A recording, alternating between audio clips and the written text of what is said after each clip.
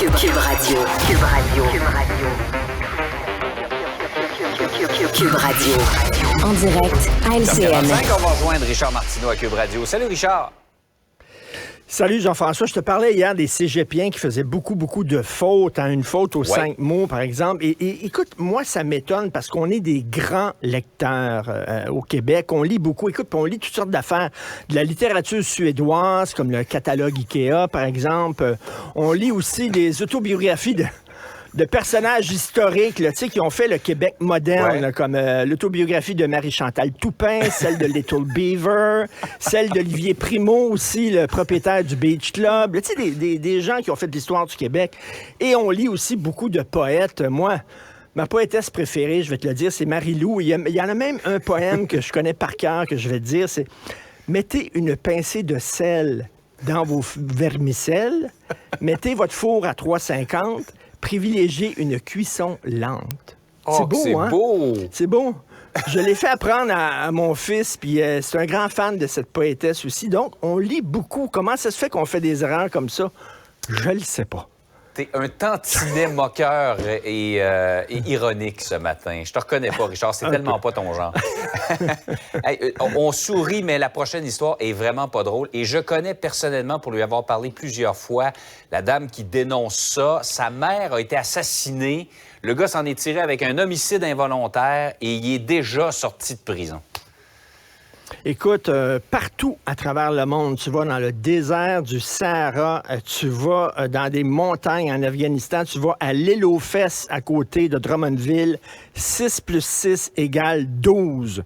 Mais on dirait que, je sais pas, pour les libérations conditionnelles, 6 plus 6 égale 6.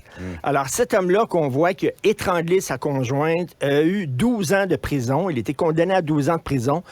Il sort après 6. Il sort après 6 ans.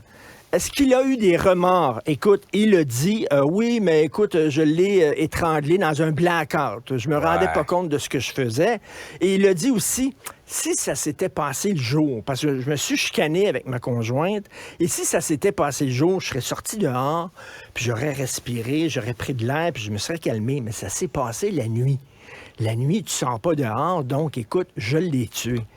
Est-ce que c'est un homme qui fait preuve de remords, ça? Est-ce que c'est un homme qui a fait un cheminement? 6 ans, c'est ça le prix d'une vie. Ouais. Et on est actuellement, on s'est dit, là, 14 féminicides la dernière fois qu'on s'est parlé. On est très peu de temps après les commémorations du massacre de Poly, 6 décembre. Et là, on dit, c'est important tu sais, la violence contre les femmes, il faut envoyer un message fort, comme quoi on n'accepte pas ça. 6 ans après, il sort. Vraiment, Jean-François, vraiment, là, 6 ans. J'ai lu, moi, le post sur Facebook de Geneviève, la fille de la victime, et elle n'a rien vu dans son passage dans la Commission des libérations conditionnelles qui laisse un tant soit peu montrer, on la voit, Geneviève, là, que Daniel Derry a du repentir, qu'il regrette ce qui s'est passé, qu'il reconnaît ses torts.